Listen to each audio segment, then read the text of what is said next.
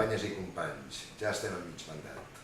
Fa 2 anys que estem a l'oposició, després de prendre una decisió que no va ser fàcil, però que crèiem que realment era la que havíem de prendre per poder deixar clar quin és el paper d'Esquerra Republicana de Catalunya a l'Ajuntament de Barcelona.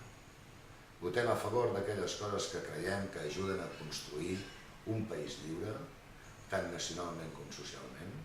Votem a favor d'aquelles coses que ens sembla que enforteixen la ciutat de Barcelona, que fa que s'incrementi l'orgull de pertinença a la capital de Catalunya, i en canvi no votem a favor a tot allò que nosaltres interpretem com una debilitat de la ciutat o com una no aportació a la qualitat de vida de la ciutadania.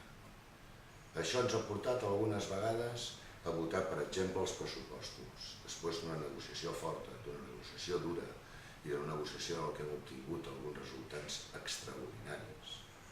I per altra part ens ha portat a dir que no.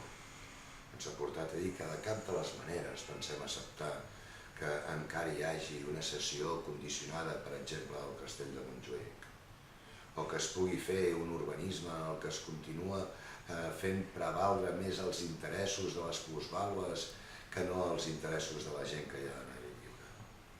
Nosaltres hem anat combinant aquelles coses que estàvem a favor amb les que no estàvem a favor perquè quedi clar. Potser sí que sortim menys en els mitjans, però que estem d'acord que definim més el perfil, que estem d'acord que s'entén més bé el que estem defensant. Doncs mireu, vosaltres ja ho sabeu, al final és una síntesi ben simple. És el mateix defensar una societat que sigui més avançada, que sigui més justa, que sigui més lliure, que sigui capaç de tenir cura d'aquelles persones que tenen problemes, d'una societat que sigui nacionalment més lliure, que sigui nacionalment més reivindicativa i que busqui equiparar-se amb la resta dels estats. Per un costat, a nosaltres ens preocupa el que li passa a la gent. A mi no em deixa indiferent que hi hagi gent que va a l'atur cada dia, o que hi ha gent que s'ha quedat sense subsidi perquè ja fa temps que estan a l'atur, o gent que té dificultats per poder atendre les persones grans. No ens deixin diferents, ens preocupa i ens ocupa. Però igualment ens preocupa i ens ocupa que la ciutat de Barcelona tingui un creixement com a ciutat a partir del que és la capital de Catalunya. I la capital de Catalunya no només social i econòmica, sinó també cultural i lingüística.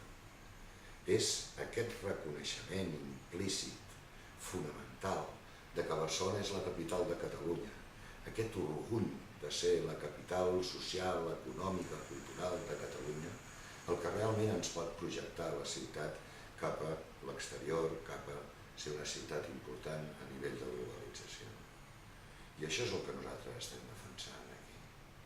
Que Barcelona sigui realment una ciutat que no s'amaga quan hi hagin problemes socials i que no s'amaga quan s'hagi de fer una reivindicació nacional potent i forta.